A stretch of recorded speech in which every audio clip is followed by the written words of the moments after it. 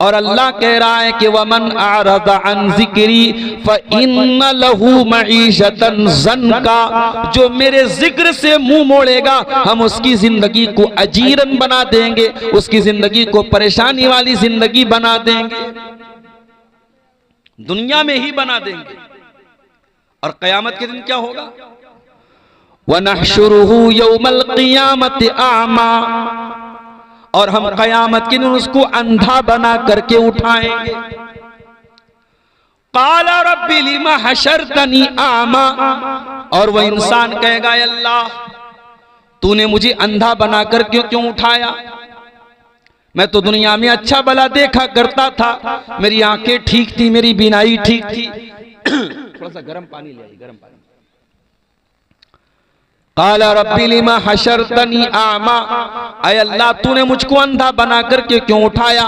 क़ाला कज़ालिका अततका आयातुना, अल्लाह फरमाएगा मेरे बंदे मेरी आयतें तेरे पास आती रही, फनसीतहा, और मेरी आयतों को देख करके भी तू अनदेखा कर दिया करता था, तू अंधा बन जाया करता था, तू बहरा बन जाया करता था। व कज़ालिकल यौम तुनसा, ऐ मेरे बंदे आज हम तुझे भुला देंगे, आज अल्लाह की रहमतें तेरे ऊपर नाजिल नहीं होंगी। आज हम लोग जो शिकायत करते हैं कि साहब हमारे दिन बड़े खराब आ गए, दिन खराब कैसे आते हैं? दिन खराब तभी आते हैं जब हमारी हरकतें खराब हो जाती हैं। भूल गए आप कुरान की आयत, इन्नल्लाह ला युगय्यिरु मा बिक़ौमिन हत्ता युगय्यिरु मा बिअनफुसिहिम। इसी मुल्क के एक नेता ने भी बयान दिया है, एक खास कलर का नाम लेके, जो हमारे गैर मुस्लिम भाइयों का मजहबी कलर है, उनका मजहबी रंग है, उसका नाम लेके कहा कि कुरान में इस रंग की तारीफ की। ये चमचागिरी और चाटुकारिता की हद नहीं तो और क्या है मेरे प्यारे साथियों। अपने राजनीतिक मफाद को पूरा करने के लिए, अपने राजनीतिक लाभ को लेने के लिए आज कुरान की आयतों तक में मुसलमान हेर फेर कर रहा है। बड़े मशहूर आदमी है साहब, आरिफ मोहम्मद खान साहब, राज्यपाल हैं इस मुल्क के एक स्टेट के, उनका यह बयान है। वो कह रहे कुरान में फला कलर का नाम आया और उस कलर की बड़ी तारीफ की गई है। कुरान में कहां तारीफ की गई उस कलर की? सूरह बकरा में अल्लाह ताला ने जहां बनी इसराइल को गाय ज़बह करने का हुक्म दिया, जब बनी इसराइल में एक वाकया पेश आया और एक आदमी कत्ल हो गया और कातिल का पता नहीं चल रहा था, तो अल्लाह ने बनी इसराइल से कहा कि तुम लोग एक गाय ज़बह करो। तो बनी इसराइल के लोगों की आदत थी वो बाल में खाल निकालते थे, जैसे हमारे यहां कुछ लोगों की आदत होती है, उनको शरीयत को कोई मसला बता दो तो बाल की खाल निकालते हैं। बाल की खाल मत निकालो। अकीका के बारे में इतने सवालात आ रहे हैं जैसे मालूम हो रहा है दुनिया का सबसे बड़ा मसला अकीका का मसला है। सीमांचल में सबसे ज्यादा मुझसे अगर कोई सवाल पूछा जाता है अकीका के बारे में पूछा जाता है। नमाज के बारे में तो आपने नहीं पूछा कि नमाज हम छोड़ रहे हैं, हमारी नमाज का क्या होगा। जुमा की नमाज इसी सीमांचल के इलाके में कई मरतबा जुमा मैंने पढ़ाया। अगर 12 बजे जुमा का खुतबा शुरू हो रहा है, 12:30 बजे अकड़ाते मकड़ाते लोग जो है कुर्ता पहन करके चले आ रहे हैं मस्जिद में। आपकी नजर में जुमा की कोई वैल्यू ही नहीं, जुमा की कोई अहमियत ही नहीं है आपकी नजर में। इमाम बेचारा खुतबा दे रहा है आधा घंटा 40 मिनट का, वो 40 मिनट भी आप देना नहीं चाहते हैं मेरे प्यारे साथियों जुमा की। और 99% सीमांचल की अहले हदीस मस्जिदों में औरतों के लिए जुमा की नमाज में कोई इंतजाम नहीं। मैं बार बार ये बात कह रहा हूं, ये बहुत बड़ी कमी है आपके इलाके में।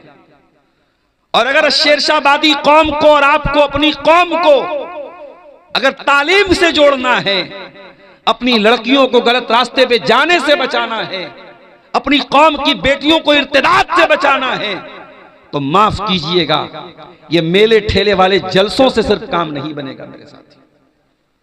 सबसे पहला काम आपको क्या करना पड़ेगा? अपने जुमा के खुतबे के निजाम को मजबूत बनाना पड़ेगा। किसी मस्जिद में मैं जुमा पढ़ाने गया, छोटा सा बिल्कुल मिंबर रखा हुआ है, बच्चों के जैसा मिंबर, न माइक ढंग का है, न जुमा सुनने का कोई शौक है। 12 बजे में, हालांकि पहले से ऐलान हुआ है कि अब्दुल गफ्फार साहब आ रहे हैं, जलसे में बहुत भीड़ आती है जुमा में, 12 बजे खुतबा शुरू हो रहा है, 12:30 बजे, 12:15 बजे लोग आना शुरू कर रहे हैं। वजह क्या है? कोई शौक नहीं है, कोई जज्बा नहीं है। जबकि हमारे समाज को बदलने के लिए ये जुमा का खुतबा बहुत बड़ा सेटअप है मेरे प्यारे साहब। जलसे में आप आते हैं, कोई उधर सड़क पर खेल रहा है, कोई वहां जा रहा है, लेकिन जुमा का खुतबा एक ऐसी जगह होती है, सारे लोग मस्जिद में सुकून के साथ वजू करके आते हैं। वहां जितने अटेंशन के साथ, जितनी तवज्जो के साथ, जितने ध्यान से जुमा का खुतबा सुन लेंगे, वो जलसे की तकरीर नहीं सुन सकते। और जलसे में आप 1.5 घंटा 2 घंटा तकरीर करवाते हैं, उसमें एक टॉपिक पर बात भी नहीं हो पाएगी। जुमा के खुतबे में अगर अच्छा मुकर्रिर है, अच्छी तैयारी करके आया है, आधा घंटा 40 मिनट एक मौजू पर, एक टॉपिक पर बात करेगा।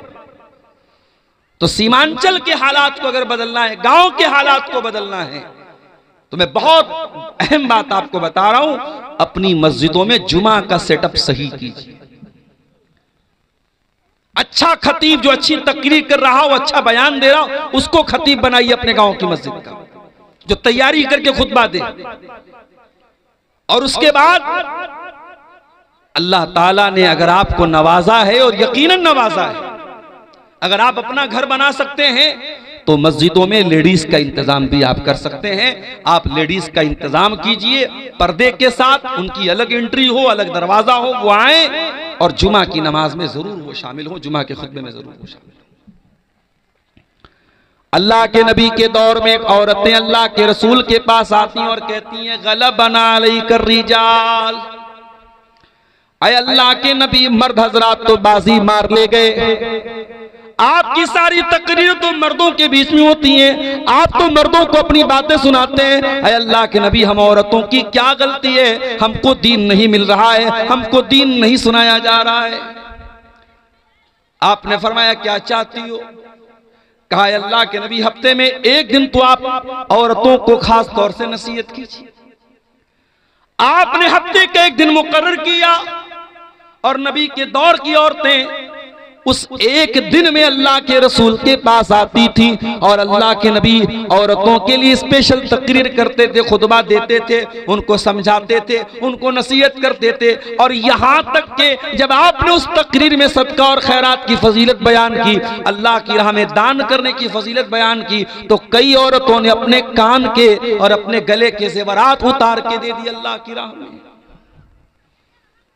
औरत आज भी अगर मेहनत की जाए, कोशिश की जाए, तो मर्दों से ज्यादा उसके अंदर दीन की तड़प और मोहब्बत होती है मेरे प्यारे साथियों। लेकिन आपने अपनी औरतों को दूर करके रखा है, आपने अपनी औरतों को दीन से दूर करके रखा है, और यही वजह है कि आज हालात इतने बेकाबू हो चुके हैं। आज ज़िनाकारी के वाकयात इस कदर हो रहे हैं कि अल्लाह की पनाह है मेरे प्यारे साथियों। मेरे पास फोन आता है, मौलाना हमारे यहाँ एक लड़का लड़की ने ज़िना कर लिया, क्या किया जाए? कोई इस्लामी कानून तो है नहीं। तो कहीं लोगों ने बताया कि उसको 10 डंडा मार देते हैं, 10 डंडा मार देते हैं, ये सोच करके कि चलो भाई इस्लाम में 100 कोड़े की सजा है, हमारा एक डंडा 10 कोड़े के बराबर, 10 डंडा मार दिया 100 कोड़ा हो गया। अजीब मंतीक है भाई। और फिर वो 10 डंडा मारने के बाद आपको ये लगता है कि जिना नहीं होगा। जिना को अगर रोकना है मेरे प्यारे साथियों, मैं बार बार अपनी तकरीरों में कहता हूं, आपको निकाह को आसान करना पड़ेगा। अपने समाज के बच्चों को मोबाइल से बचाना होगा। ये 5 साल से लेकर के बच्चों से लेकर 50 साल के बूढ़े तक के हाथ में मोबाइल है, इंटरनेट फ्री है, इंटरनेट आम है, और ज़िनाकारी और बदकारी से रिलेटेड तमाम चीजें लोगों के मोबाइल की स्क्रीनों पर पहुंच रही हैं। कहां से रोकेंगे आप इस सैलाब को? कहां से रोकेंगे इस तूफान को? अल्लाह के प्यारे नबी फरमाते हैं, लईनान ज़िनाहु मन नज़र, आंखों का ज़िना गलत चीजों को देखना है। वलुज़नानि ज़िनाहुमल इस्तिमा, कानों का ज़िना गलत चीज़ों को सुनना है।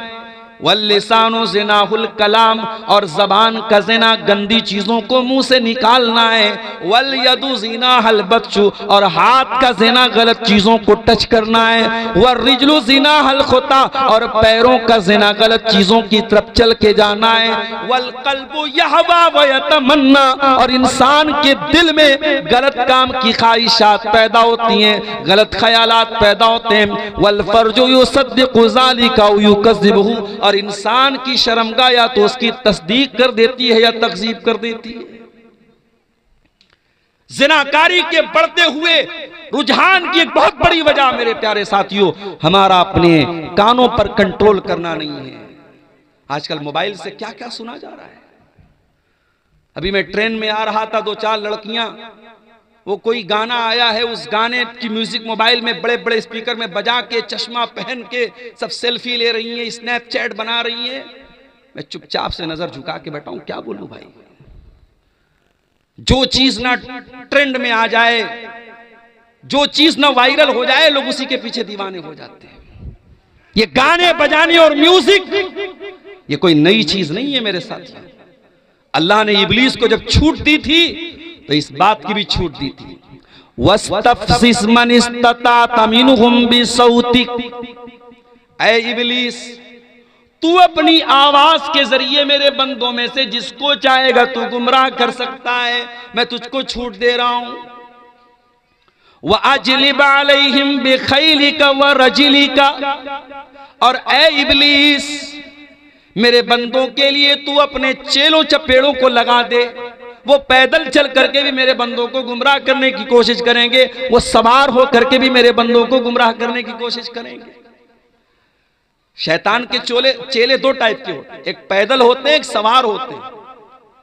पैदल और सवार का मतलब समझते हैं आप? मतलब यह हुआ कि शैतान का हमला दो टाइप का होता है। एक बहुत फास्ट होता है, जो कमजोर ईमान वाला होता है शैतान उस पर फास्ट हमला करता है, और जो मजबूत ईमान वाला होता है शैतान उसको स्लोली स्लोली स्लोली स्लोली धीरे धीरे, जैसे आदमी पैदल चलता है। जैसे हम लोग पुल पार करके आए, बाइक पर बैठ के आए, कुछ लोग बेचारे डर रहे तो पैदल पुल पार कर रहे, तो पैदल वाला देर में पहुंचेगा। तो शैतान के जो चेले हैं वो कुछ पैदल भी हैं, कुछ सवार पर भी हैं। अल्लाह ने दोनों की छूट दे दी, जा तू अपने सवारों के जरिए भी मेरे बंदों को गुमराह कर सकता है, अपने पैदल चेलों के जरिए भी मेरे बंदों को गुमराह कर सकता है। वशारिकुहुम फिल अमवाली वल औलाद, और ऐ शैतान तू मेरे बंदों के माल में शरीक हो जा, उनकी औलाद में शरीक हो जा। शैतान हमारे माल में कैसे शरीक होता है? हम हलाल कमाई के साथ साथ जब हराम कमाई करने लगे, जब गेमिंग का पैसा हमारे पास आने लगे, जब ड्रीम 11 का पैसा हमारे घर में आने लगे, जब हराम तरीके के सट्टे के पैसे, जुआ के पैसे, सूद के पैसे हमारे घर में आने लगे, तो शैतान हमारे माल में शामिल हो जाता है। और औलाद में कैसे शामिल होता है? कुछ उलमा ने लिखा, जो हराम कब की औलाद होती है, जो वलदुज़्ज़िना होती है, जो जिना से जो बच्चे जन्म लेते हैं, शैतान उस औलाद में शरीक हो जाता है। और कुछ उलमा ने लिखा कि औलाद में शरीक होने का मतलब यह है, इंसान जब बीवी से मुलाकात करे तो वो दुआ ना पढ़े जो अल्लाह के नबी ने सिखाई है। कितने लोगों को तो दुआ भी नहीं मालूम है। वो दुआ जो अल्लाह के नबी ने मियां बीवी को पढ़ने की तालीम दी है, उस दुआ को अगर इंसान न पढ़े तो भी शैतान शामिल हो जाता है। और औलाद की तरबियत में अगर इंसान कोताही करे, लापरवाही करे, जैसे आपके पास ताकत है अकीका करने की, आप अकीका नहीं कर रहे हैं, आप शैतान को शामिल कर रहे हैं अपनी औलाद। आप अपने बेटे को अच्छी तालीम से महरूम कर रहे हैं।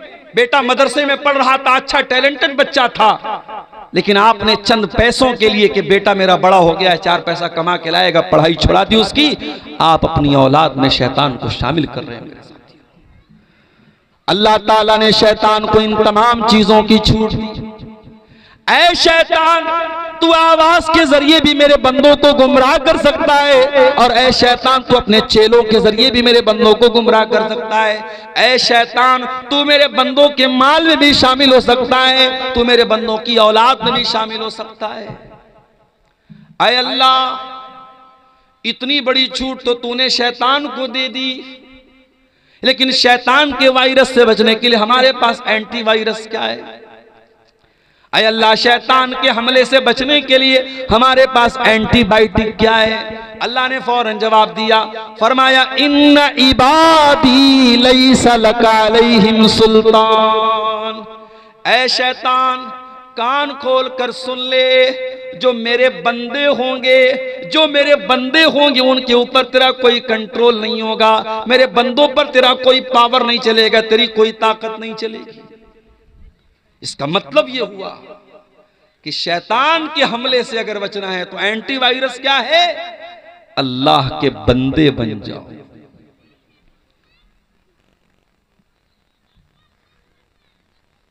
कहां गरम कहां? अल्लाह के बंदे बन जाओ। बंदे कैसे बनोगे अल्लाह के? बंदा वो होता है जो अपने मालिक का वफादार होता है, जो अपने मालिक के साथ दगाबाजी नहीं करता है। जो मुसलमान नमाज में आकर के इय्याका नअबुदु व इय्याका नस्तईन, ऐ अल्लाह हम तेरी ही इबादत करते हैं और तुझ ही से मदद मांगते हैं, और मस्जिद के बाहर निकलने के बाद वो 11वीं शरीफ का खिचड़ा बनवा रहा है, बिरयानी बनवा रहा है। अभी कहां मैं सफर में गया था, हाँ याद आया, जबलपुर गया था मैं। जबलपुर में मेरा प्रोग्राम था और इत्तेफाक से जिस दिन प्रोग्राम था उसी दिन अजमेर वाले बाबा का उर्स था। अब भाई जबलपुर वालों ने मेरा प्रोग्राम रख दिया, पोस्टर भी छप गया, बैनर भी छप गया। अब उसके बाद जहां प्रोग्राम था वो हमारे टनाटन भाइयों का इलाका था, जो 11वीं मनाते हैं और कब्रों और मज़ारों को मानते हैं। अब उन लोगों, इसके पहले मेरी वहां तकरीर हो चुकी थी और उन लोगों ने बड़े गौर से मेरी तकरीर सुनी थी, उनको मेरी तकरीर पर कोई ऑब्जेक्शन नहीं था। लेकिन जब उनको ये मालूम हुआ कि जिस दिन वो ख्वाजा अजमेरी का उर्स मनाते हैं उसी दिन ये प्रोग्राम है, उन लोगों ने कहा कि नहीं, ये प्रोग्राम हम लोग नहीं होने देंगे। जबलपुर के लोगों ने मुझसे कॉल किया, मैंने कहा कोई बात नहीं, उनको एतराज है, आप जलसा कैंसिल कर दीजिए, मस्जिद में कर लीजिए जलसा, बाहर मैदान में मत कीजिए। तो वहां जब मैं गया तो मैंने अपनी आंखों से यह मंजर देखा कि साहब उनके नाम पे ख्वाजा मोइनुद्दीन चिश्ती अजमेरी के नाम पे, जिनको ख्वाजा गरीब नवाज भी कहा जाता है, आप लोगों के यहां भी कहीं कहीं देखेंगे दुकानों का नाम लिखा जाता है KGN mobile shop, KGN biryani centre. तो केजीएन का मतलब क्या होता है? ख्वाजा गरीब नवाज। मैं एक मरतबा गुलबर्गा गया था, वहां एक भाई ने बड़ा अच्छा इसका मतलब बताया। उसने कहा केजीएन का मतलब होता है कोई गारंटी नहीं। भाई जिसको अल्लाह पर यकीन है उसकी कोई गारंटी नहीं है। तो ये केजीएन लिखते ख्वाजा गरीब नवाज। किसको मानते हैं गरीब नवाज? हिंदुस्तान के एक बहुत बड़े पीर को, एक अल्लाह के वली को, जिनका नाम ख्वाजा मोइनुद्दीन चिश्ती अजमेरी है रहमतुल्लाह अलैह, जिनकी कब्र जो है वो अजमेर में है। और कितने मुसलमान हैं पूरी फैमिली के साथ, जैसे हज करने जाया जाता है, जैसे उम्रा करने जाते हैं, वैसे आप हमारे बनारस में और बिहार के बहुत सारे इलाकों में आप देखिए पूरी पूरी बस भर के जाते हैं, अजमेर बाबा के दरबार में जाते हैं। और वहां मैं तो गया नहीं हूं, अजमेर से गुजरा हूं, लेकिन मजार पे नहीं गया हूं। वहां लोगों ने बताया जन्नती दरवाजा भी है, एक दरवाजा भी लगा है, उसमें अकीदा यह है कि इस दरवाजे से जो गुजर जाएगा वो जन्नत में चला जाएगा। आए अजमेर में नकली जन्नती दरवाजा बनाने वालों, तुम जनाब मोहम्मद रसूलुल्लाह से बढ़ के तो नहीं हो गए। अल्लाह के प्यारे नबी तो कोई जन्नती दरवाजा बना करके नहीं गए। हाँ, आपने ये जरूर कहा तमन आतानी दखलल जन्ना, जो मेरी इताअत करेगा वो जन्नत में जाएगा। वमन आसानी फकद अबा, और जो मेरी नाफरमानी करेगा वो इनकार कर रहा है जन्नत में जाने से। आपने तो जन्नत की गारंटी नहीं दी थी अपने साहबा को। हाँ, आपने यहां तक फरमाया कि ऐ मेरी बेटी फातिमा तू कान खोल करके सुन ले, या सफिया बिन्त अब्दुल मुत्तलिब, ऐ मेरी फूफी सफिया तुम भी कान खोल करके सुन लो, या अब्बास अपने अब्दुल मुत्तलिब, ऐ अब्बास ऐ मेरे चचा तुम भी कान खोल करके सुन लो, ऐ मेरे खानदान के लोगों, ऐ मेरे कबीले के लोगों तुम कान खोल करके सुन लो, अनकिजू अनफुसकुम मिनन नार, अपने आप को जहन्नम की आग से बचा लो। फ़इन्नी ला उगनी अनकुम मिनल्लाहि शैया, मैं अल्लाह के अजाब के मुकाबले में तुम्हारी कोई मदद नहीं कर सकता। इस कायनात का आखिरी नबी अपनी बेटी से कह रहा है कि मैं तुम्हें अल्लाह के अजाब से नहीं बचा सकता। अपने चचा से कह रहा है कि मैं तुम्हें अल्लाह के अजाब से नहीं बचा सकता। और आज के ये लोग, इन्होंने जन्नती दरवाजे बना के रखे कि इस दरवाजे से जो गुजर जाएगा वो जन्नत में चला जाएगा। मुसलमानों, हमसे बड़ा दगाबाज और मक्कार कौन होगा? हमने अल्लाह ताला से जो वादा किया उस वादे को हमने तोड़ दिया है।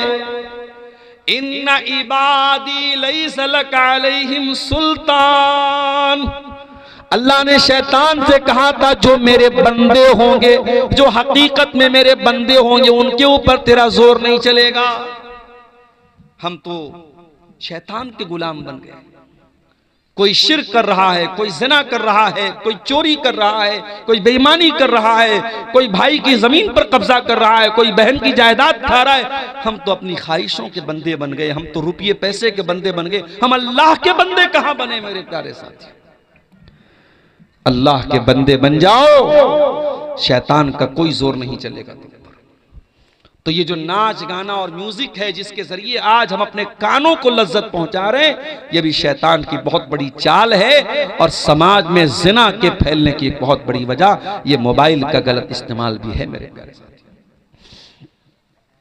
इस मोबाइल ने एक काम और किया, वो इस्लाम जो एक गैर मर्द औरत को तन्हाई इख्तियार करने से मना करता है।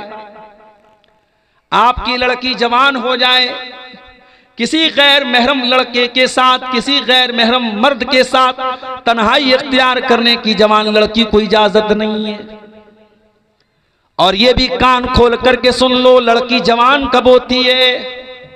जरूरी नहीं कि 15 साल की हो जाए, 16 साल की हो जाए तब वो जवान होती है। जब लड़की बालिग हो जाए, जब शरीयत की नजर में लड़की बालिग हो जाए तो उसके ऊपर पर्दा करना फर्ज हो जाता है। एक बालिग लड़की को जो बुलूगत को पहुंच चुकी हो, जिसको मेंसेस आने लगे हो, जिसके ऊपर नमाज फर्ज हो चुकी हो, उस लड़की को किसी गैर मर्द के साथ तन्हाई इख्तियार करने की इजाजत नहीं है। यहां तक कि कुरान पढ़ाने वाला टीचर भी अगर है, उसके साथ भी आपकी लड़की अगर जवान हो चुकी है तो किसी मर्द टीचर के साथ तन्हाई इख्तियार करने की इजाजत नहीं है। साइंस पढ़ाने वाला, मैथ पढ़ाने वाला, इंग्लिश पढ़ाने वाला टीचर भी तन्हाई में आपकी बेटी को पढ़ा रहा है तो ये गलत है। आप फितनों को दावत दे रहे हैं, आप गलत काम को दावत दे रहे हैं। ये शरीयत कोई हमारी बनाई हुई शरीयत तो नहीं है, ये अल्लाह की शरीयत है, इसका कानून अल्लाह का बनाया हुआ है। और अल्लाह के रसूल फरमाते हैं, ला यख्लुवन्ना रजुलुन बिइम्रातिन इल्ला वसालिसुहुम अश-शैतान, खबरदार कोई मर्द किसी औरत के साथ तन्हाई इख्तियार न करे क्योंकि तीसरा वहां पर शैतान होता है। आप ये सोच रहे हैं आपकी लड़की तो आपके घर में सो रही है, अपने बिस्तर पे सो रही है। नहीं नहीं, इंस्टाग्राम पे वो 20-20 लड़कों के साथ है, व्हाट्सएप पर 20-20 लड़कों के साथ है, फेसबुक पर 15-15 लड़कों के साथ वो चैटिंग कर रही है। आपकी लड़की अकेली होकर के भी अकेली नहीं रह गई सोशल मीडिया के दौर में। मेरे भाइयों, आज ये सोशल मीडिया हमारे समाज के नौजवानों को, लड़कों को, लड़कियों को हराम रिश्तों में और हराम रिलेशनशिप में इनको जोड़ रहा है, इनको बांध रहा है। और अंजाम क्या है इसका? अंजाम इतना भयानक है कि आप सोच भी नहीं सकते। अंजाम यह है कि भाई नकली आईडी बना करके चैटिंग कर रहा है अपनी ही बहन से, बहन भी नकली नाम से चैटिंग कर रही है अपने ही भाई से। भाई को नहीं मालूम कि मैं अपनी बहन से बात कर रहा हूं, बहन को नहीं मालूम कि मैं अपने भाई से बात कर रही हूं। दोनों ने नकली आईडी बनाई हुई है। एक दूसरे से प्यार और मोहब्बत की बातें करने के बाद जब मिलना तय हुआ, होटल का कमरा तय हो गया और उस होटल में जब वक्त मौऊद पर, वक्त मुकर्ररा पर जब लड़का मिलने जाता है, क्या देखता है कि अपनी ही सगी बहन से वो मिलने जा रहा है। दोनों ने एक दूसरे को देखकर शर्म से नजरें झुका ली और वहां से वापस चले गए। हो लोगो, तुम किसी और की बहन बेटी के साथ जो काम करने जा रहे हो सकता है कि वही काम तुम्हारी बहन बेटी के साथ कोई और करने वाला हो। इसीलिए जब एक नौजवान अल्लाह के रसूल के पास आया और उसने आकर के ज़िना की इजाजत मांगी और फरमाया, कहा, ऐ अल्लाह के नबी, इज़न ली बिज़िना, मुझे ज़िना की इजाजत दे दीजिए। अल्लाह के नबी का समझाने का अंदाज कितना प्यारा था।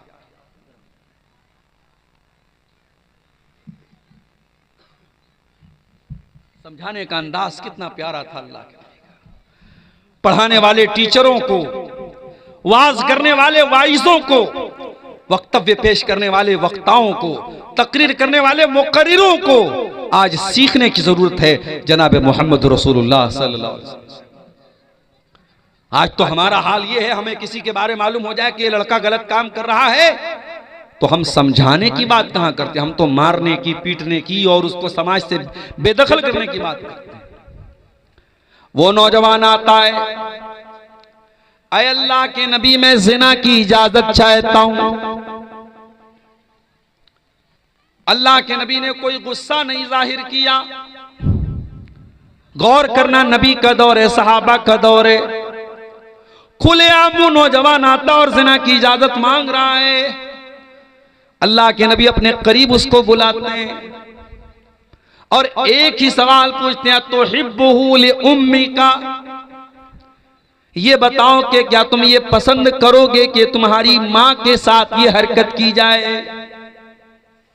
नौजवान कहता है, ऐ अल्लाह के नबी, मेरी जान आपके ऊपर कुर्बान, मेरे माँ बाप आपके ऊपर कुर्बान, मैं क्या कोई भी अपनी मां के लिए ये काम पसंद नहीं करेगा।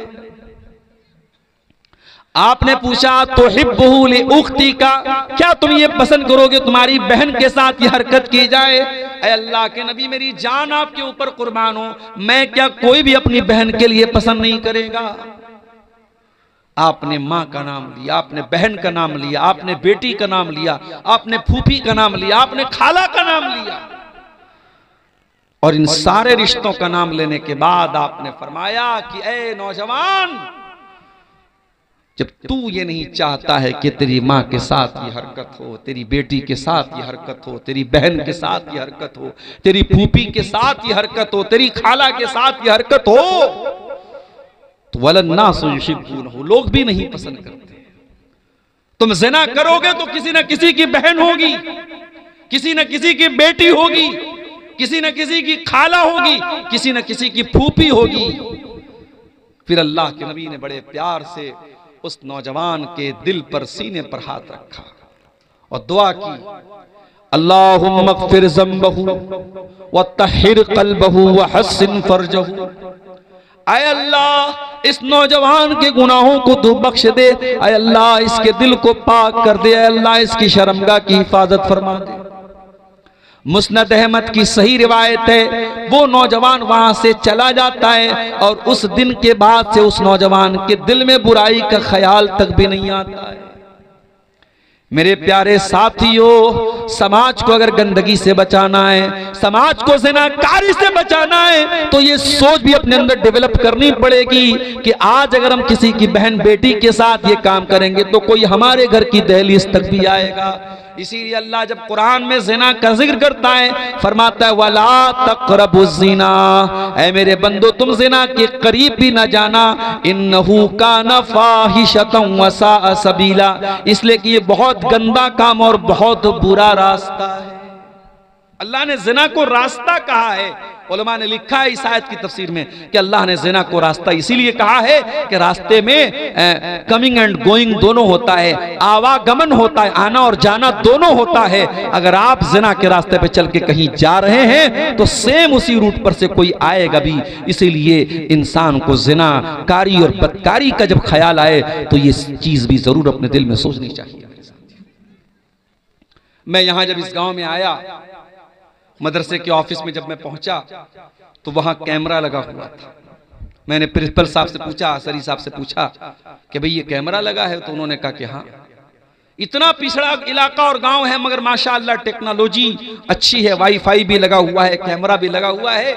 अब आप पूछिए कैमरा क्यों लगा है ऑफिस में या मदरसे में, कैमरा क्यों लगा है? तो जाहिर है कि हमारे पास एक ही जवाब है, ये कैमरा सिक्योरिटी के लिए लगा है। ये कैमरा इस बात के लिए लगा है कि कहीं कोई अपराधी अपराध करने के पहले सोच ले कैमरे में रिकॉर्ड हो रहा है, और कैमरा लगने के बाद वाकई में अपराध कम हो जाता है और जुर्म करने वाला मुजरिम वो डर जाता है कि नहीं साहब हमारा कैमरा सब रिकॉर्ड कर। अब तो माशाल्लाह कैमरे सब वाईफाई से जुड़े हैं। आप पलसा के रहने वाले हैं, आप दिल्ली में रहें, मुंबई में रहें, दुनिया के किसी कोने में चले जाएं, वाईफाई से आप अपने मोबाइल पर आप अगर वाईफाई लगा है कैमरे में तो आप नेट से पूरी दुनिया में। अभी हमारे एक दोस्त उम्रा करने के बनारस के अपने मकान को वो खाली करके गए तो मकान में वो कैमरा लगा के गए हैं और घर में वाईफाई है। तो बता रहे मक्के और मदीने से हम नजर रख रहे कि हमारे घर में कौन आ रहा है कौन जा रहा है। तो मेरे प्यारे साथियों, ये कैमरा आज इंसान को अपराध से बचा रहा है।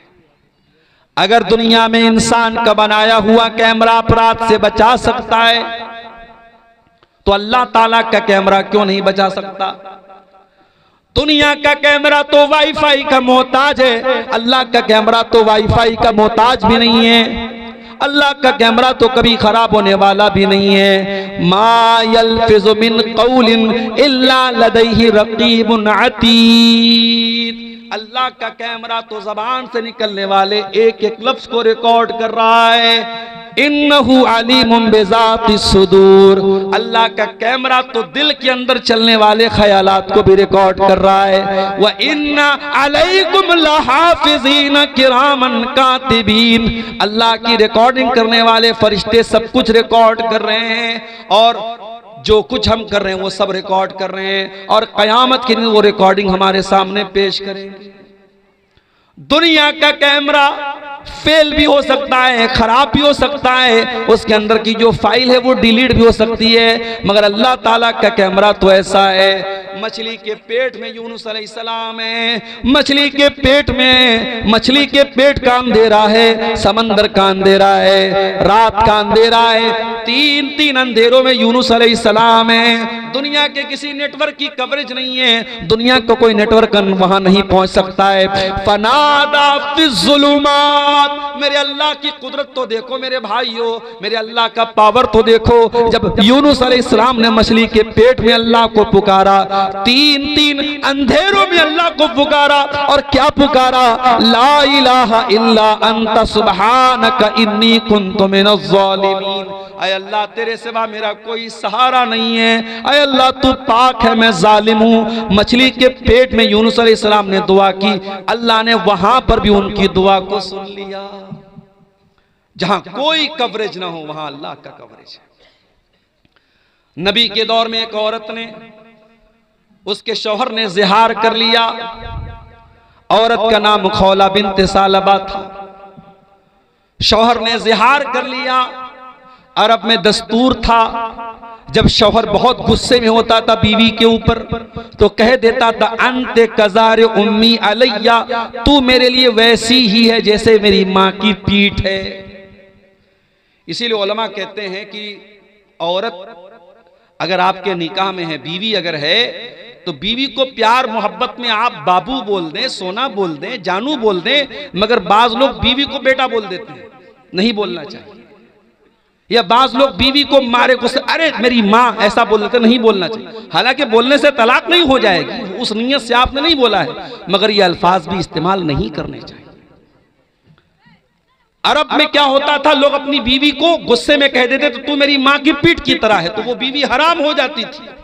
दौरे जाहिलियत में यही कानून था कि अगर शौहर बीवी से ज़िहार कर लेगा तो बीवी हमेशा के लिए हराम।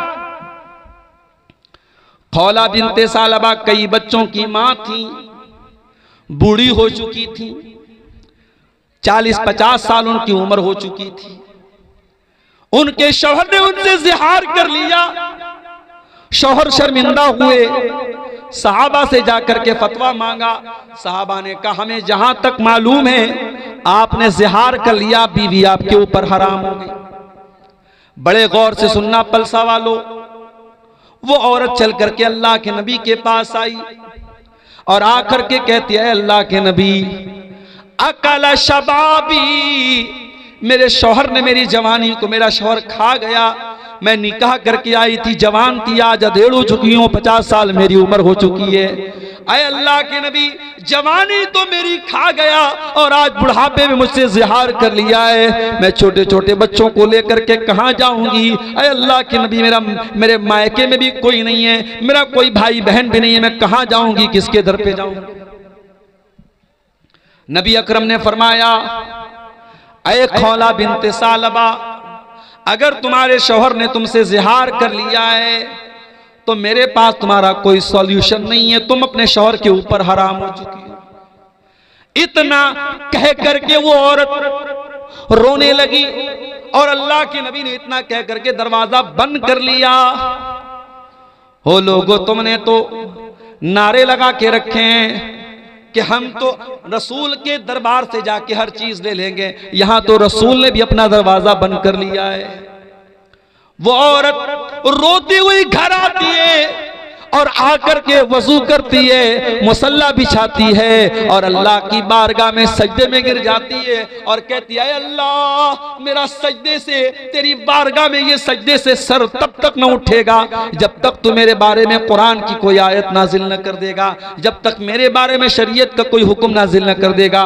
आए अल्लाह, मैं तेरी दुखियारी बंदी कहाँ जाऊंगी? आज तेरे नबी ने भी अपना दरवाजा बंद कर लिया है। तेरे नबी से मैंने झगड़ा किया, बहस किया, मगर उन्होंने भी कोई सुनवाई नहीं की और उन्होंने भी कह दिया कि मैं अपने शौहर के ऊपर हराम हो चुकी हूं। अय अल्लाह, अब तू ही कोई रास्ता निकाल दे। ये कह करके खौला बिनते सालबा अल्लाह की बारगाह में सजदा करके रोने लगती है। दुआ का बड़ा बेहतरीन जो उसकी जगह है वो सजदा है।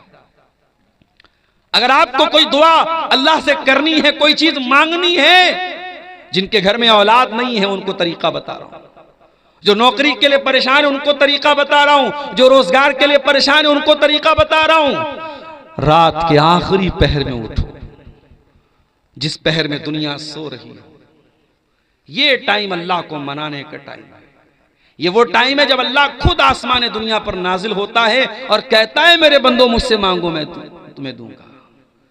ये जो रात का आखिरी पहर है, फजर के 2 घंटा 1.5 घंटा पहले का जो टाइम है, ये बड़ा प्यारा टाइम है और यही वो टाइम है। ततजाफा जुनूबुहुम अनिल मज़ाज यदऊन रब्बहुम खौफन व तमा।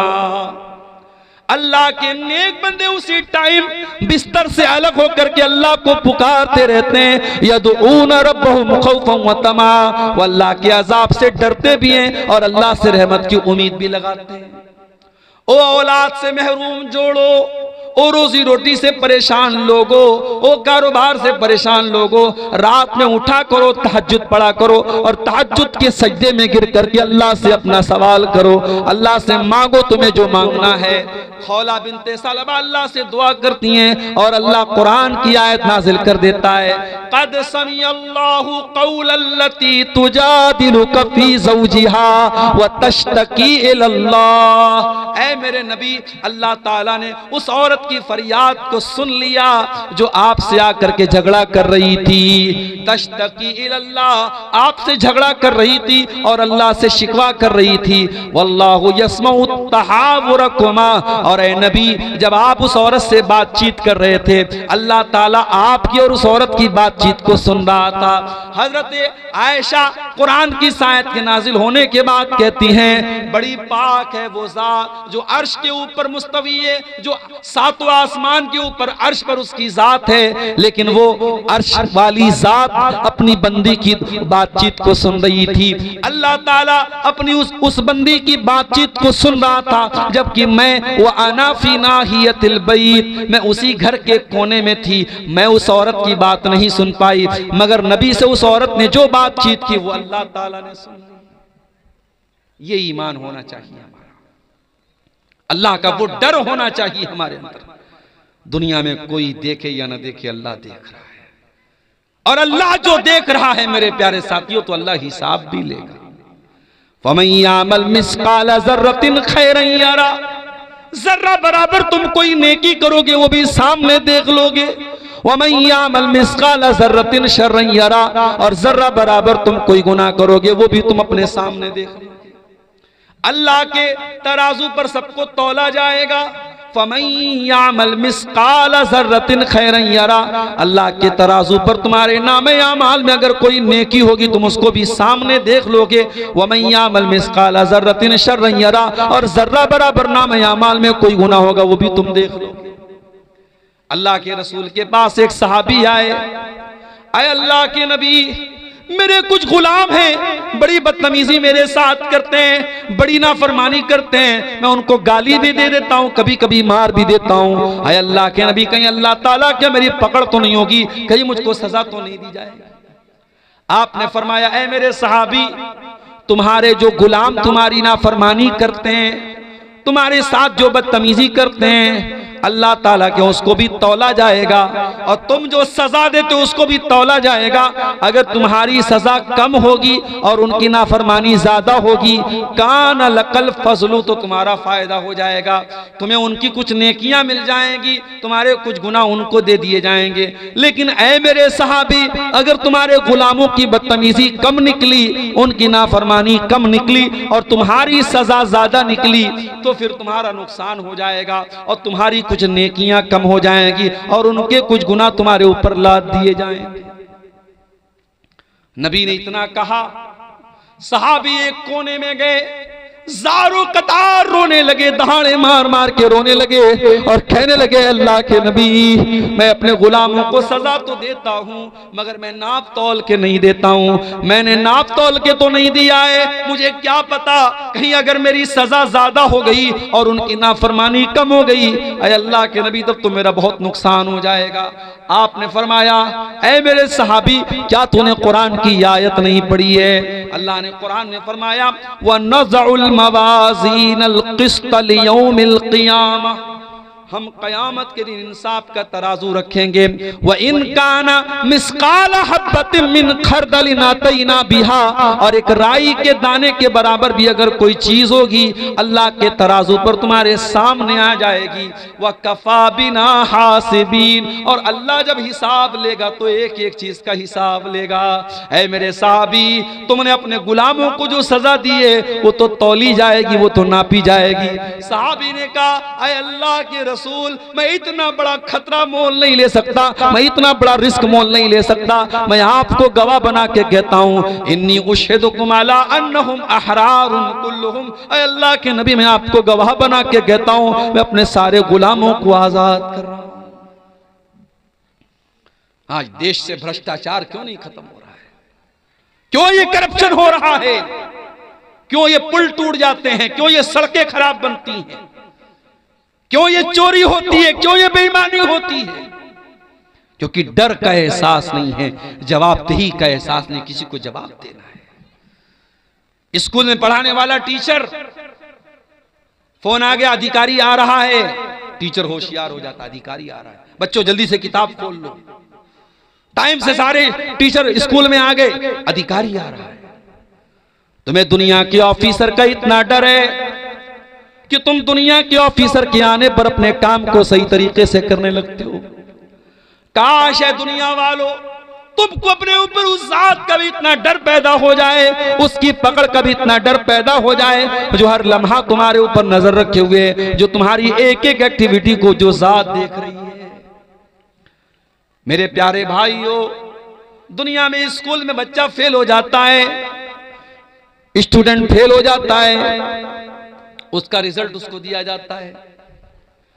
स्कूल में बच्चे के माँ बाप बात दे कहते हमारा बच्चा तो बहुत अच्छा इम्तिहान दे के गया, आपने फेल कैसे कर दिया?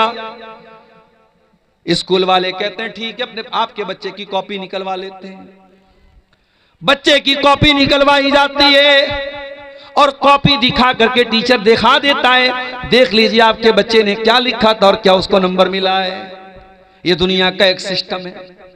कयामत के दिन का सिस्टम क्या होगा? अल्लाह फरमाता है ओ मेरे बंदो कान खोल करके सुन लो, वकुल्ला इंसानिन अल्ज़मनाहु ताइरहु फी उनुक़िही व नुख़रिजु लहू यौमल क़ियामति किताबन यल्क़ाहु मंशूरा। ऐ मेरे बंदो, हम क़यामत के दिन हर इंसान की गर्दन में उसका नाम-ए-आमाल टांग देंगे, उसकी जिंदगी भर की किताब टांग देंगे, उसका जिंदगी भर का कच्चा चिट्ठा उसकी गर्दन में टांग देंगे और हम कहेंगे इक़रा किताबका कफ़ा बिनफ़्सिकल यौमा अलैका हसीबा। ऐ मेरे बंदे, आज हम तेरा हिसाब नहीं लेंगे, आज तू खुद अपना हिसाब कर ले। तेरी किताब क्या बोल रही है, तेरे नाम-ए-आमाल क्या बोल रहे हैं, तू खुद अपना हिसाब कर ले। हमें कुछ बताने की, कहने की जरूरत नहीं है।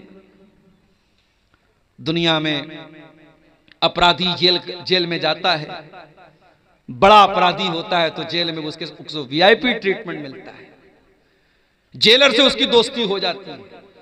बाज अपराधियों के बारे में तो यहां तक मिला कि उनको जेल में एसी कमरा मिलता है, पसंद का खाना मिलता है, मुर्गा मिल रहा है, मटन मिल रहा है।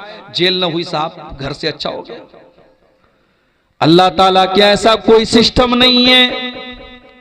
अल्लाह के यहां जो मुजरिम है उसको कोई बचाने वाला नहीं है। और क़यामत के दिन अगर मुजरिम सोचेगा मैं झूठी गवाही दे के बच जाऊं, मैं झूठ बोल के बच जाऊं, अल्लाह फरमाता है अल यौमा नख्तिमु अला अफ़वाहिहिम व तुकल्लिमुना ऐदीहिम व तशहदु अर्जुलुहुम बिमा कानू यक्सिबून। मेरे बंदो, हम तुम्हारे मुंह पर आज मुहर लगा देंगे। आज तुम्हारा हाथ तुम्हारे खिलाफ गवाही देगा, तुम्हारा पैर तुम्हारे खिलाफ गवाही देगा। हाथ बोलेगा क्या क्या तुमने किया है, पैर बोलेगा क्या क्या तुमने किया है। हत्ता इज़ा मा जाऊहा शहीदा अलैहिम समूहुम व अबसारुहुम व जुलूदुहुम बिमा कानू यामलून। इंसान के कान उसके खिलाफ गवाही देंगे, इंसान की आंखें उसके खिलाफ गवाही देंगी, इंसान की चमड़ी उसके खिलाफ गवाही देगी। वक़ालू लिजुलूदिहिम लिमा शहीदतुम अलैना, और इंसान अपनी चमड़ी से कहेगा तू कैसे बोल रही है। क़ालू अंतक़नल्लाहुल्लज़ी अंतक़ कुल्ल शै, इंसान की चमड़ी कहेगी आज अल्लाह ने हमको बोलना सिखाया, हम बोल सकते हैं। जब आज एआई का दौर आ गया, एआई के दौर में इतनी चीजें जो इम्पॉसिबल थी पॉसिबल हो गई। आप यहां बैठे हैं, यहां पलसा में बैठे, आपका फोटो मैंने यहां लिया है और उस फोटो को मैं वीडियो बना के ताजमहल के पास आपको पहुंचा सकता हूं, जामा मस्जिद के पास आपको पहुंचा सकता हूं। एआई के जरिए सब मुमकिन है। तो जब एआई के जरिए इंसान इतनी तरक्की कर सकता है तो वो अल्लाह जिसने इंसान को इतना दिमाग दिया है, मेरे प्यारे साथियों, कल कयामत के दिन वो अल्लाह तबारक व तआला हमारी चमड़ी को भी हमारे खिलाफ गवाह बना करके खड़ा कर देगा। अब जरा सोचो, हमारा हाथ हमारे खिलाफ गवाही दे रहा है, हमारे पैर हमारे खिलाफ गवाही दे रहे हैं, हमारी चमड़ी हमारे खिलाफ गवाही दे रहे हैं। मेरे प्यारे साथियों, इन तमाम चीजों से अगर हमें बचना है तो हमें फिर कुरान की उसी आयत की तरफ लौटना पड़ेगा जो खुतबे मसनूना के बाद मैंने पढ़ी थी। हमें अल्लाह के जिक्र से अपना ताल्लुक जोड़ना पड़ेगा।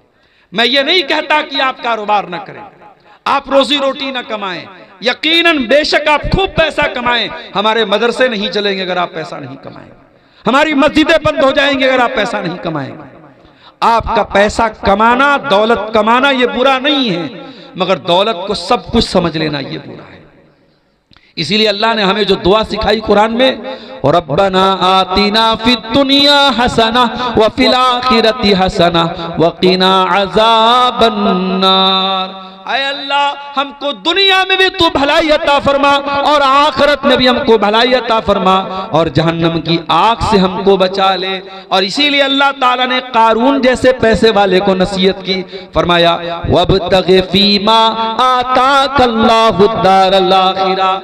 ऐ कारून, तुझको जो दौलत मिली, जो पैसा मिला, इस दौलत के जरिए तू आखिरत की तैयारी कर। वला तंसा नसीबक मिनद दुनिया, और दुनिया में जो तेरा हक है उसको तू मत भूल। दुनिया में जो तेरा हक है, जो हिस्सा है, उसको मत भूल, लेकिन आखिरत की तैयारी कर। मेरे प्यारे साथियों, हमारा जो बुनियादी मकसद होना चाहिए वो आखिरत की तैयारी होना चाहिए। दुनिया की ये 4 दिन की जिंदगी है, ये दगाबाज जिंदगी है, ये बेवफा जिंदगी है, ये धोखे का सामान है। इस दुनिया की जवानी हमेशा नहीं, इस दुनिया की ताकत हमेशा नहीं, इस दुनिया की खूबसूरती हमेशा नहीं, इस दुनिया की दौलत हमेशा नहीं। जिस दिन सांस टूटेगी, जिस दिन दिल की धड़कन बंद होगी, सब ठाट पड़ा रह जाएगा। जब लाद चलेगा बंजारा, न हमारी कफन में कोई जेब होगा, न हमारी कब्र में हमको कोई रोशनी करने वाला न होगा, न हमारे बच्चे हमारे साथ कब्र में उतरेंगे। सब हमें छोड़ के मिट्टी दे के हाथ झाड़ के चले जाएंगे। जब कब्र पर हमें लोग मिट्टी देंगे तो गोया कहेंगे लहद तक आपकी ताजीम कर दी, लहद तक आपकी ताजीम कर दी, अब आगे आपके आमाल जाने। अब यहां तक हमने आपकी इज्जत कर दी, कब्र में आपको लेके चले आए, कफना दिया, दफना दिया, अब आगे आपको फेस करना है। मेरे प्यारे साथियों, इसीलिए इन मदरसों को चलाओ, इन मदरसों को कायम रखो। इस दौर में ये मदरसे हैं जो बताते हैं कि अल्लाह कौन है, ये मदरसे हैं जो बताते हैं रसूल कौन है, ये मदरसे हैं जो बताते हैं दीन क्या है। कब्र में 3 ही सवाल पूछा जाएगा, तेरा रब कौन है, तेरे रसूल कौन है, तेरा दीन क्या है। और इन तीनों सवालों का जवाब दुनिया के किसी नॉलेज में नहीं मिलेगा, मिलेगा तो रब के कुरान में मिलेगा, मिलेगा तो मुस्तफ़ा के फरमान में मिलेगा। इसीलिए अल्लाह के नबी फरमाते हैं, जब बंदा मरने के बाद कब्र में जाता है और मुनकर नकीर उससे सवाल करते हैं, तेरा रब कौन है, तेरे नबी कौन है, तेरा दीन क्या है, और बंदा इन तीनों सवालों का सही जवाब देता है, तो फरिश्ता पूछता है कि तुझे इन तीनों सवालों का जवाब कैसे पता चला। तो बंदा कहता है, क़राअतु किताब अल्लाह, मैंने अल्लाह की किताब को पढ़ा था, फ़आमनतु बिही, मैं अल्लाह की किताब पर ईमान लाया था, वसद्दक़तु बिही, और मैंने अल्लाह की किताब की तस्दीक की। आज 31 दिसंबर की रात है और 12 बजने के बाद अभी 1 बज रहे हैं तकरीबन। पूरी दुनिया में इस वक्त जश्न मनाया जा रहा है। हैप्पी न्यू ईयर के नाम से हजारों लाखों रुपए के पटाखे छोड़े जा रहे हैं। आज शराबें पी जा रही हैं, आज ज़िनाकारियां हो रही हैं, आज बड़े बड़े पिकनिक स्पॉट पर लड़के लड़कियों को लेके घूमने फिरने गए हैं। मेरे प्यारे साथियों, और ये सारे काम करने वालों में अपने आप को मुसलमान कहने वाले लोग भी शामिल हैं। हमें दूसरों से शिकवा नहीं है, हमें शिकवा है उनसे जो अपने आप को मुसलमान कहते हैं। और हमें इकबाल का वो शेर याद आता है, वज़ा में तुम हो नसारा तो तमद्दुन में हुनूद, वज़ा में तुम हो नसारा तो तमद्दुन में हुनूद। ये मुसलमान है जिन्हें देख के शर्माए यहूद। हमारी कौन सी हरकत ऐसी है जो हमको मुसलमान दिखा रही है, जब हमारा रहन सहन, हमारी औरतों का लिबास, हमारी चाल ढाल, सब कुछ ये बता रही है कि हमारा इस्लाम से कोई लेना देना नहीं है, तो फिर हम किस चीज के मुसलमान हैं। मेरे प्यारे साथियों, इसलिए हमें और आपको कुरान की उस आयत पर अमल करना चाहिए, या अय्युहल्लज़ीना आमनू उदखुलू फिस्सिल्मि काफ़ा, ऐ ईमान वालो अधूरे मुसलमान मत बनो, दावेदारी वाले मुसलमान न बनो, ज़बानी मुसलमान न बनो, इस्लाम में पूरे के पूरे दाखिल हो जाओ। अगर इस्लाम को फॉलो करते हो तो तुम्हारे लिबास से भी पता चलना चाहिए कि तुम मुसलमान हो, तुम्हारी औरत के पर्दे से भी पता चलना चाहिए कि तुम मुसलमान हो, तुम्हारी औलाद के चाल चलन से भी पता लगना चाहिए कि तुम मुसलमान हो, तुम्हारे शादी ब्याह से पता लगना चाहिए कि तुम मुसलमान हो। आज कितने जगहों पर, कानपुर में अभी एक प्रोग्राम में मैं गया, बताया वहां लोगों ने मुसलमान की शादी में डीजे बज रहा है। अपने आप को अहले हदीस कहने वाले कुछ लोग भी ऐसे हैं वहां जो आज अपने शादियों में डीजे बजवा रहे हैं और गाने नाच गाने करवा रहे हैं। ये शर्म से चुल्लू भर पानी में डूब मरने की बात है मेरे साथ। अगर हमारी शादियों में और गैरों की शादियों में कोई फर्क नहीं है तो फिर हम काहे के मुसलमान हैं। नबी ने फरमाया, मन तशब्बह बिकौमिन फहुव मिनहुम, जो किसी कौम की नकल करे वो उन्हीं में से। इसीलिए ये बर्थडे मनाना, ये एनिवर्सरी मनाना, ये सालगिरह मनाना, ये नया साल मनाना, ये मदर्स डे मनाना, ये फादर्स डे मनाना, ये चोंचलेबाजी इस्लाम में नहीं है, माफ कीजिएगा। अगर फादर से मोहब्बत है, बाप से मोहब्बत है, तो बाप के लिए फादर्स डे का इंतजार न करो, रोजाना टाइम निकालो, बाप के साथ बैठो, बाप के सुख दुख में शामिल हो जाओ। और ये बात याद रखो, तुम दुनिया में जितनी भी तरक्की कर लो, तुम अपने बाप के बेटे ही रहोगे। बाप के एहसानात से तुम कभी पीछा नहीं छोड़ा सकते मेरे साथ। बाप जब तक जिंदा है तुम्हें कदर नहीं हो रही है, जिस दिन बाप जाएगा तुम्हें अंदाजा होगा कितने बोझ थे जो तुम्हारा बाप अपने सर पे उठाता था और तुमको तुम्हारे बाप ने बिल्कुल तुमको उससे बरी करके रखा था, तुम्हें बेखौफ करके रखा था। ये मदर्स डे मनाने वाले घर में बूढ़ी माँ बेचारी खांस रही है, उसकी दवा के पैसे नहीं है और ये व्हाट्सएप पे स्टेटस लगा रहा है, माँ ये होती है, माँ वो होती है, माँ के सम्मान पे लेक्चर झाड़ रहा है। ये चोंचले बाजियां इस्लाम की नहीं है मेरे प्यारे साहब, इस्लाम बरी है इनसे। इसलिए अपने आप को इन चोंचले बाजियों से आजाद करो, अपने निकाह को सिंपल बनाओ। निकाह में लड़के को वलीमा करना है, वलीमा की ताकत है तो वलीमा करो, वो भी ताकत नहीं तो वलीमा फर्ज नहीं, जरूरी नहीं है वलीमा। और मैं कभी कभी सोचता हूं लोग बैंक से लोन लेके शादियां करते हैं। इसी बिहार में मेरे पास नमूने मौजूद हैं, लोगों ने बताया मौलाना अपना खेत बेच के लड़की की शादी लोग करते हैं, जमीनें बेच के लड़की की शादी करते हैं। और ये सारी कुर्बानी देकर जब आप शादी करते हैं और लोगों को दावत खिलाते हैं तो ये बेगैरत लोग आपके यहां आकर के दावत खाएंगे, हाथ धो के चले जाएंगे और कहेंगे अरे यार खाना बहुत अच्छा नहीं था, चावल ऐसा था तो गोश्त ऐसा था तो रोटी ऐसी थी, वो कमेंट करके चले जाएंगे। इसका मतलब यह हुआ कि हम हजारों लोगों को जो खाना खिला रहे हैं अपनी गाड़ी कमाई से, कर्जे लेकर, लोन लेकर, ये हमारे कोई खैर खा लोग नहीं है। कहीं कहीं तो बारात लौट गई है साहब, बारात के मतलब का नाश्ता नहीं मिला, बारात के मतलब का खाना नहीं मिला, बारात लौट जाती है। इतने बेगैरत हो चुके हैं मेरे प्यारे साथियों हम और आप। एक इंसान न जाने कहां कहां से इंतजाम करके अपनी बेटी की शादी करता है, उसकी इज्जत का सवाल होता है और वहां बाराती जाकर के वहां एटीट्यूड दिखाता है कि हमें ये नाश्ता चाहिए और हमें वो नाश्ता, हमें देसी मुर्गा चाहिए और हमें ये चाहिए। वहां जाकर के तुम नौटंकी करते हो, चुल्लू भर पानी में डूब मरना चाहिए। न इस्लाम में बारात की कोई हैसियत है, न जहेज की कोई हैसियत है, न ये बारातियों के एटीट्यूड की कोई हैसियत है। नबी ने 9 शादियां, नबी की 9 बीवियां एक साथ थी, नबी ने टोटल 11 शादियां की। नबी की बीवियों में कौन सी बीवी की शादी के मौके पर नबी बारात लेके गए, जरा बता दो हमको।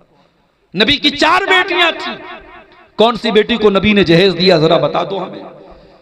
आज हम और आप अपने आप को अहले हदीस बोलते हैं, हमारा हाथ सीने पर, हम नमाज में रफुल यदैन करने वाले, आमीन जोर से बोलने वाले, सिर्फ हम नमाज के अहले हदीस हैं, सिर्फ हम इबादत में अहले हदीस हैं? नहीं मेरे साथी, हमें अपनी शादियों में भी अहले हदीस बनना पड़ेगा, हमें अपने लेन देन में भी अहले हदीस बनना पड़ेगा। अहले हदीस वो है जो कुरान और हदीस पर चलने वाला हो, जिसका अखलाक भी कुरान और हदीस वाला, जिसकी शादी ब्याह भी कुरान और हदीस वाली, जिसका लेन देन भी कुरान और हदीस वाला।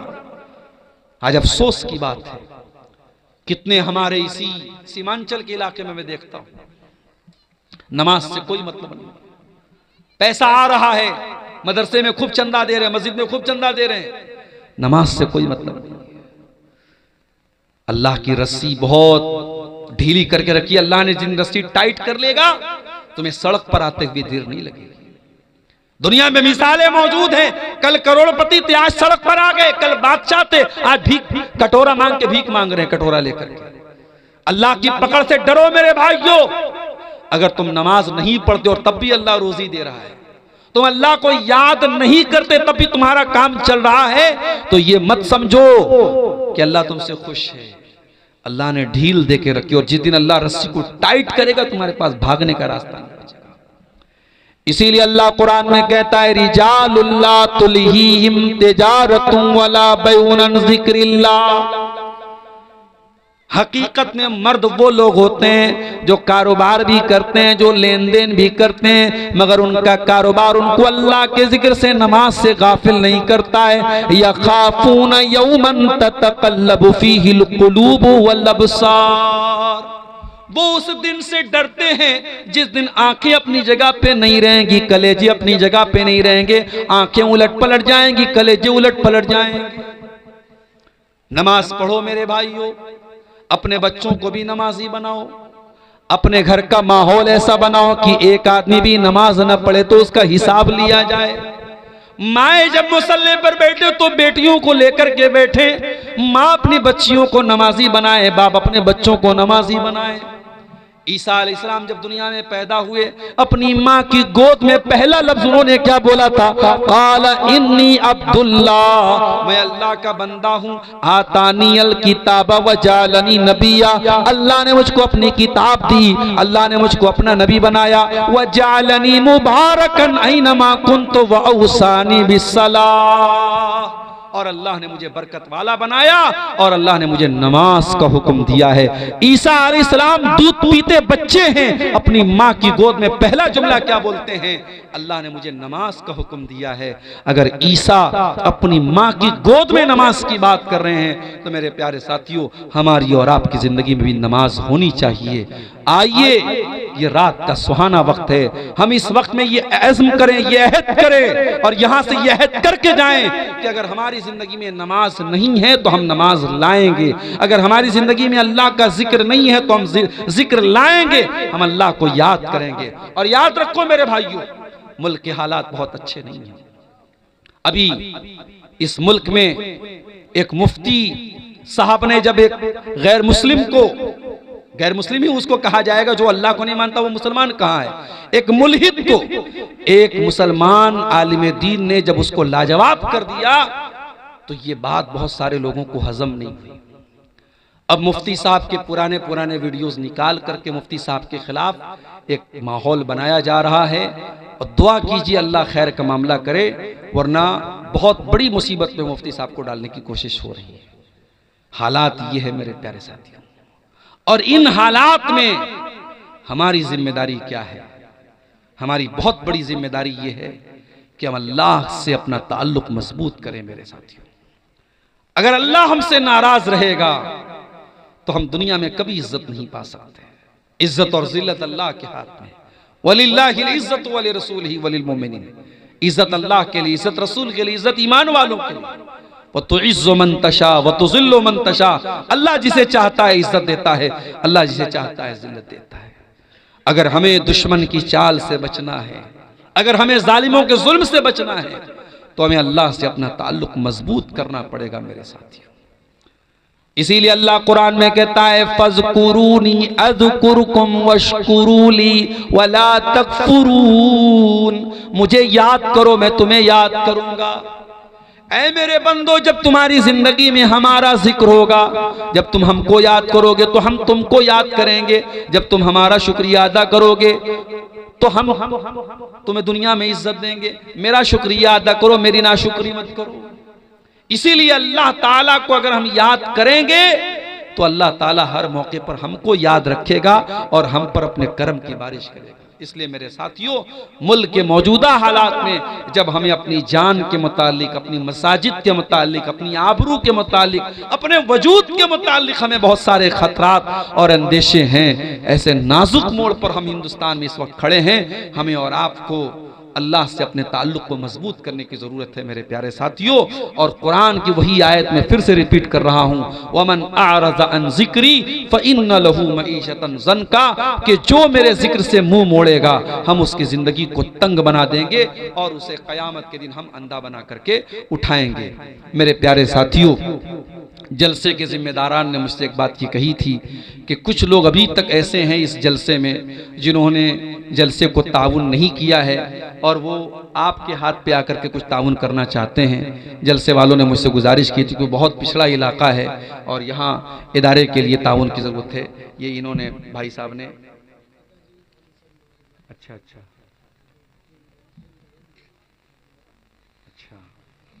इन्होंने अपने वालिद साहब की तरफ से जो है ये 1000 रुपये का ताउन पेश किया है। जज़ाकल्लाहु खैरा, अल्लाह ताला इनके ताउन को कबूल फरमाए। आप लोग भी आगे बढ़िए, अब वक्त जो है ख़त्म हो चला है, तकरीर अपने आखिरी मरहले में है।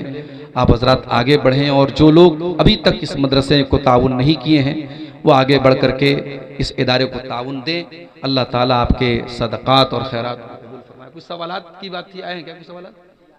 दीजिए।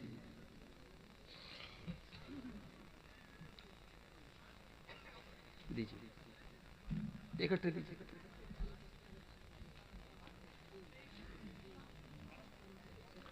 कौन से मोज़े पर मसा करना जायज़ है, तफसील के साथ वजाहत करें। देखिए, मोज़ा जो होता है वो एक तो जैसे मैं पहने हुए हूँ, ये कपड़े का मोज़ा होता है, चाहे वो ऊनी मोज़ा हो चाहे वो कॉटन का मोज़ा हो, उसको अरबी में जौरबैन बोलते हैं। और एक मोज़ा होता है चमड़े का मोज़ा, उसको खुफ़ैन बोलते हैं। दोनों तरीके के मोज़े पर मसा कर सकते हैं, जायज़ है। शर्त क्या है कि जितने हिस्से को पैर में धोना ज़रूरी है, मोज़ा उतने हिस्से को कवर किए हो। आजकल ऐसा मोज़ा भी है, बिल्कुल छोटा सा मोज़ा होता है, उसमें टखना खुला रहता है, तो वो उस मोज़े पर मसा सही नहीं है। टखना छुपा हुआ होना चाहिए, यानी जितने हिस्से को आप वजू में धुलते हैं पैर का, उतना हिस्सा कम से कम ढका होना चाहिए। और आप जब मोज़ा पहने हुए हो तो वजू करके पहने हुए हो।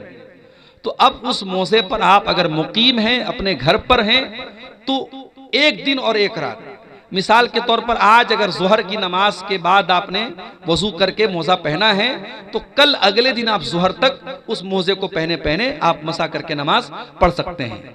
हाँ, अगर बीच में आप मोज़ा उतार देंगे तो फिर दोबारा आपको पैर धो करके फिर पहनना पड़ेगा। या इसी तरीके से अगर इंसान जनाबत की हालत में हो जाएगा, बीवी से मान लीजिए उसने ताल्लुक कायम किया या रात में उसको नाइट फॉल हो गया, तो अब वो उसको गुस्ल वाजिब हो गया उसके ऊपर, तो अब फिर वो मोज़ा उतारना पड़ेगा। वरना अगर वो वजू टूट रहा है बीच में, तो जब भी वजू टूटेगा वो वजू करेगा और पैर धोने के बजाय पैर पे मसा, मोज़े पर मसा कर सकता है। वल्लाहु आलम बिस्सवाब। अच्छा, मुकीम के लिए एक दिन एक रात है, मुसाफिर के लिए 3 दिन और 3 रात है। खुदकुशी क्या है और उसके जनाजे में शरीक हो सकते हैं? खुदकुशी अपने आप को मौत के हवाले कर देना किसी भी तरीके से, चाहे कोई डूब करके मर जाए, कोई जो है फांसी लगा के मर जाए, जहर खा के मर जाए, अपने आप को खुद मौत के हवाले करता है अगर इंसान, तो ये खुदकुशी है, इस्लाम में हराम है। उसकी जनाजे की नमाज पढ़ी जाएगी। अलबत्ता जो उलमा हैं और जो समाज के जिम्मेदार लोग हैं वो जनाजे में शामिल न हो, ताकि और लोगों को इबरत हो।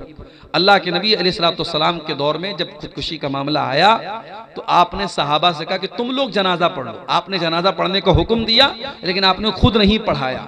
तो इसमें दोनों मैसेज है, जनाजा पढ़ा जाएगा, वो मुसलमान है, उसको मुसलमान के कब्रिस्तान में दफन भी किया जाएगा, लेकिन जो उलमा हैं, जो जिम्मेदार हैं, वो परहेज करेंगे।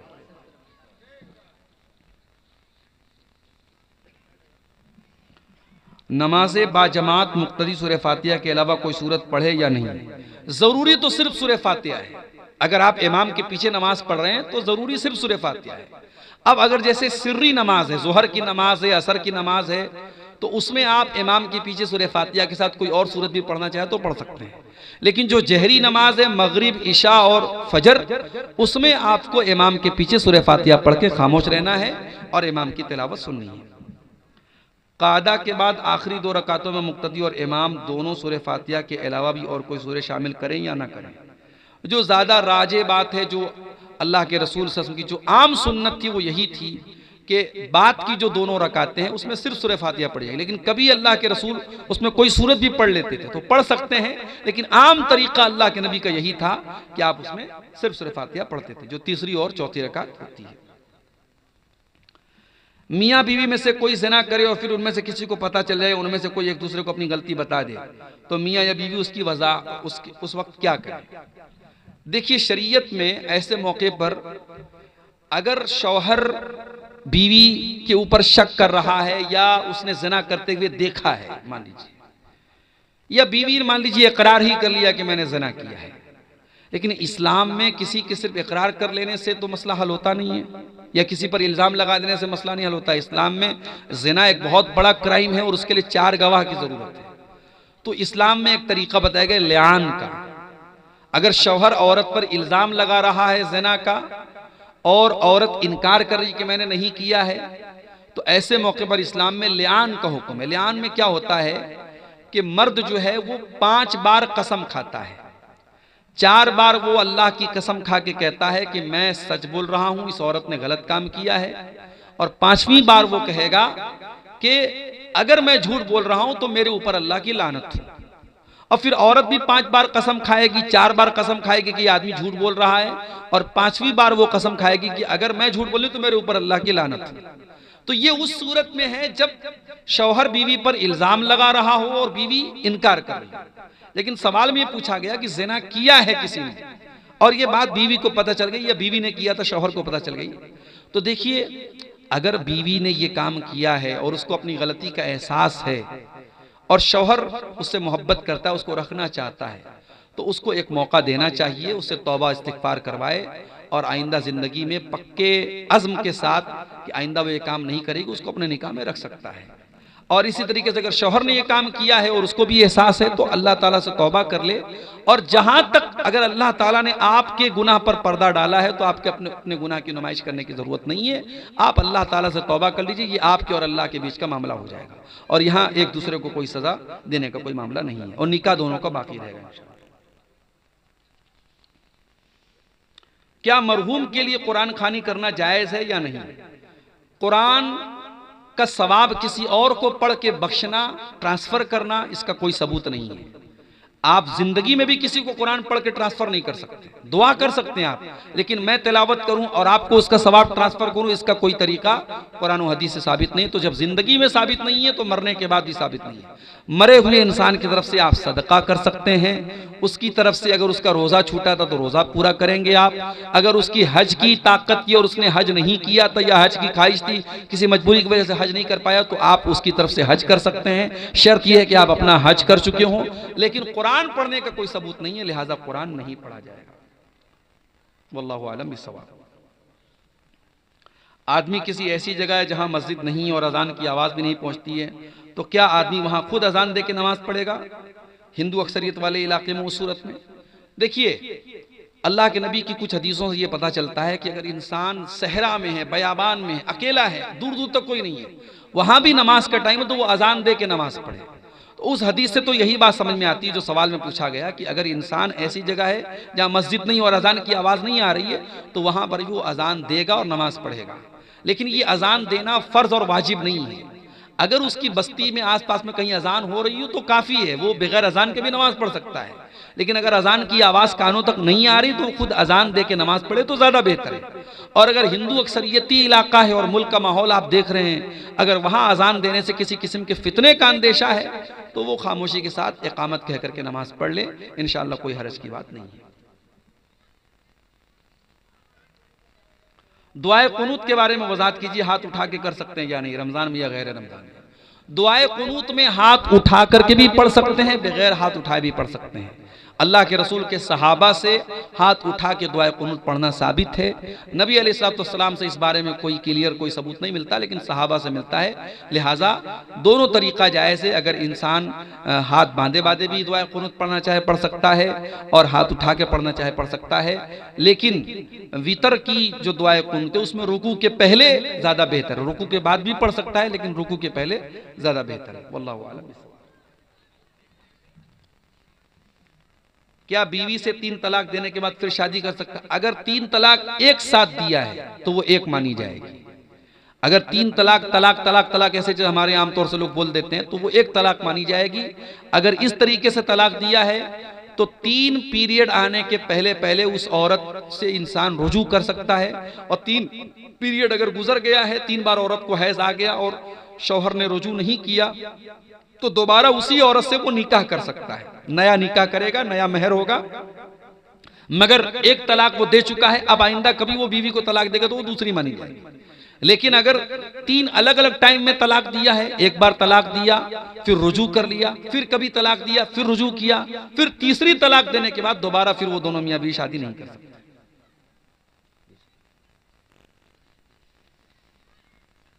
गैर मुस्लिम के लिए भलाई की दुआ कर सकते हैं? कर सकते हैं। गैर मुस्लिम की भलाई के लिए दुआ कर सकते हैं, हिदायत के लिए भी दुआ कर सकते हैं, है ना।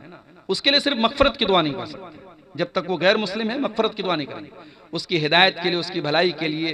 कोई गैर मुस्लिम आपका दोस्त है, वो कारोबार कर रहा है, ठीक है भाई अल्लाह तुम्हारे कारोबार में बरकत दे, ऐसा बोल सकते हैं, कोई हर्ज की बात नहीं। जहेज लेना नाजायज है लेकिन फिर भी लड़की वाले दे तो क्या ले सकते हैं? देखिए, जो चीज गलत है सो गलत है। आप जहां तक मुमकिन हो उसके खिलाफ डटिए, मना कीजिए।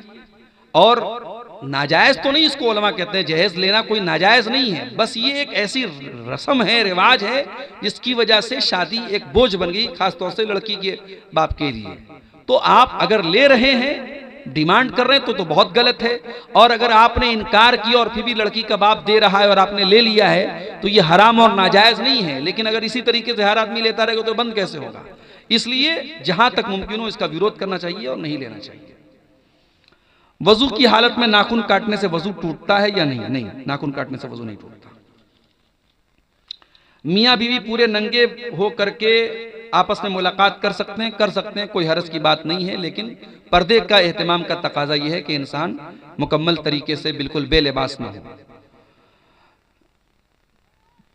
इंसान अगर अपने हाथों से, आजकल जैसे बाज नौजवानों में जो बुराई एक बड़ी आमतौर से पाई जाती है, अपने हाथों से वो जो गलत काम करते हैं उसके बारे में सवाल किया, उसका कफ़ारा क्या है?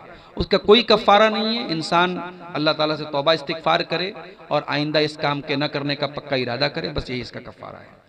दाढ़ी का साइज बनाना कैसा है? जैसे दाढ़ी का छीलना गलत और हराम है, दाढ़ी का साइज बनाना भी गलत है। दोनों बराबर नहीं है। जो एकदम दाढ़ी नहीं रखता वो ज्यादा बड़ा गुनाह कर रहा है, लेकिन जो दाढ़ी को यानी सेटिंग कर रहा है और छोटी कर रहा है तो वो भी गलत कर रहा है। अल्लाह के नबी से दाढ़ी के सिलसिले में जो हदीस मिलती है कि दाढ़ी को उसके हाल पे छोड़ दिया जाए।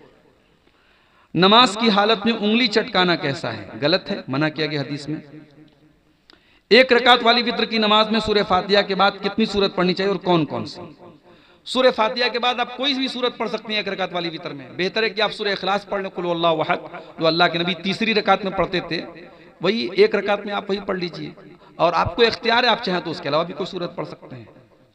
वजू करने के बाद शर्मगाह देखने से वजू टूटता है या नहीं? शर्मगाह देखने से वजू नहीं टूटता है। शर्मगाह को बगैर कपड़े के हाथ लगाने से वजू टूटता है। अगर डायरेक्टली कोई शर्मगाह को हाथ लगाएगा तो उसका वजू टूट जाएगा। क्या फर्ज नमाज के बाद या पहले सुन्नतें नहीं पढ़ने से गुनाह होगा? गुनाह तो नहीं होगा। फर्ज तो इंसान के ऊपर जो फर्ज नमाजें वही हैं, लेकिन सुन्नतें जो अल्लाह के नबी पाबंदी से पढ़ते हैं, इसको हम सुन्नतें मुअक्कदा कहते हैं, अगर ये इंसान इसको लगातार छोड़ेगा तो ये अल्लाह के रसूल की मोहब्बत के खिलाफ है, आपकी सुन्नत पर अमल के खिलाफ है। अगर आपको नबी से मोहब्बत है तो नबी की सुन्नतों से भी मोहब्बत होनी चाहिए। और जिन चीज़ों को अल्लाह के नबी ने पाबंदी से किया है उनको हमें पाबंदी से करना चाहिए। इसलिए सुनने रवातिब जो हैं, जो सुन्नतें जिनको हम कहते हैं, उनको नहीं छोड़ना चाहिए। क्या कब्रिस्तान में जाके माँ बाप के लिए दुआ करना जायज़ है? बिल्कुल जायज़ है, मगर कोई दिन मत मुतय्यन कीजिए, कोई टाइम मत फिक्स कीजिए। आप कभी भी कब्र पे जाके दुआ कर सकते हैं। और हाँ, कब्रिस्तान जाकर के दुआ करना जरूरी नहीं, आप घर में बैठ के भी दुआ कर सकते हैं, मस्जिद में बैठ के भी दुआ कर सकते हैं। किसी के दिमाग में ये ना रहे कि हम कब्रिस्तान जाएंगे तभी दुआ होगी, लेकिन कभी कभी कब्रिस्तान जाना चाहिए, जा सकते हैं। वलदुज़ ज़िना या बिन्तुज़ ज़िना से शादी करना जायज़ है या नहीं? जायज़ है। उस बेचारे की तो कोई गलती नहीं, उसके माँ बाप उसके गुनाह के जिम्मेदार हैं, उसकी कोई गलती नहीं। मदरसे में जो सदका आता है उसमें किसका हक होता है? हॉस्टल वाले बच्चे का होता है या जागीर वाले बच्चे का होता है? देखिए, हॉस्टल या जागीर से मतलब नहीं है। मदरसे में जो सदका आता है, अगर वो मदरसा दीनी तालीम दे रहा है और उसमें ज्यादातर गरीब बच्चे पढ़ रहे हैं तो वो तमाम लोगों पर वो पैसा खर्च हो सकता है। हाँ, अगर उसमें कुछ ऐसे बच्चे हैं जो मालदार घर के हैं तो उनको खाने वगैरह का जो पैसा है वो देना चाहिए।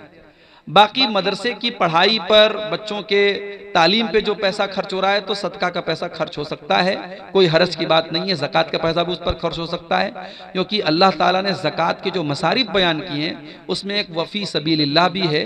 तो फ़ी सबीलिल्लाह में बहुत सारे उलमा का ये कहना है कि मदारिस भी आते हैं, दीनी इदारे भी आते हैं, क्योंकि यहाँ पे दीन की तबलीग होती है।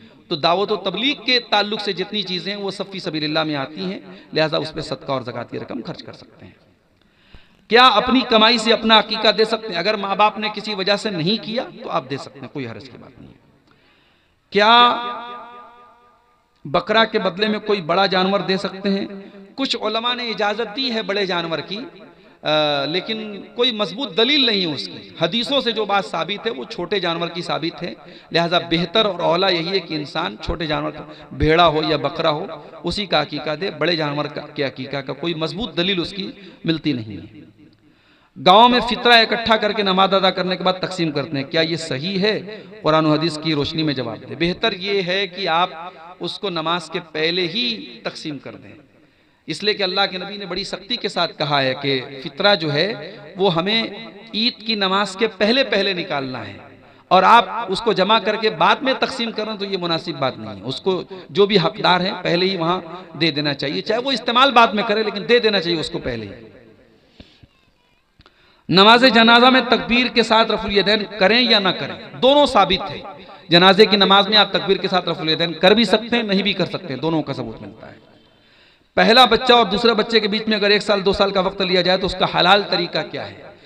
देखिए, अगर बच्चों के बीच में गैपिंग आप इसलिए रखते हैं ताकि भाई बच्चों को जैसे 2 साल तक दूध पिलाने की मुद्दत शरीयत ने बताई है, या बीवी की जो सेहत है वो इस लायक नहीं है कि 1 साल के बाद फौरन बच्चा पैदा हो, तो उस सूरत में जब बीवी की सेहत का मसला है या बच्चे की परवरिश का मसला है तो 2 बच्चों के बीच में गैपिंग रखी जा सकती है।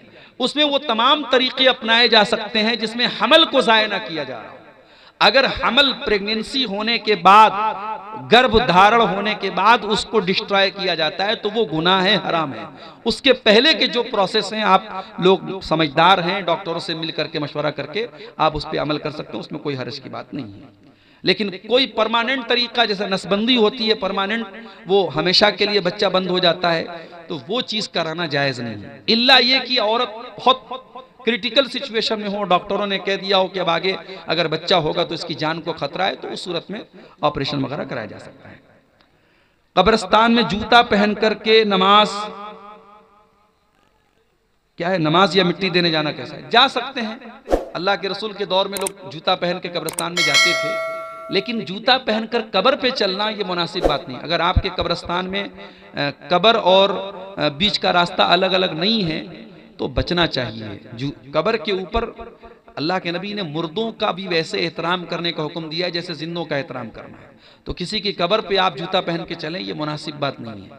तो या तो कब्रिस्तान में चलने का रास्ता अलग हो, और रास्ता अलग नहीं तो जूता पहन के जाने से बचना चाहिए, लेकिन जूता पहन के जाना जायज है। और अगर जूता पहन के आप नमाज पढ़ते हैं जनाजे की तो नमाज भी पढ़ सकते हैं। बाज लोग क्या करते हैं, जनाजे की नमाज जब पढ़ते हैं तो जूता उतार के उसके ऊपर खड़े होकर पढ़ते हैं, तो वो बेवकूफ़ी है, उसकी कोई ज़रूरत नहीं है। हाँ, अगर जूते में कोई गंदगी लगी है तो उसको ज़मीन पे आप रगड़ दीजिए, साफ हो जाएगा।